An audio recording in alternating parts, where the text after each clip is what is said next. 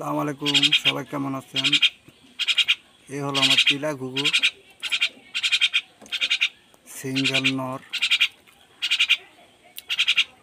অনেকদিন যাবত করতেছি, তো এটার ভিডিও দিই না। ইনশাল্লাহ এটার ভিডিও দিলাম।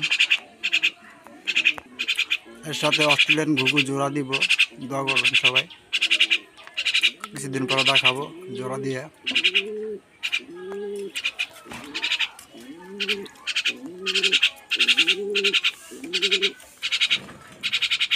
দেখতে পাচ্ছেন পায়ের মধ্যে রিং লাগাইছি। খুব চঞ্চল প্রকৃতিক ঘুঘুটা।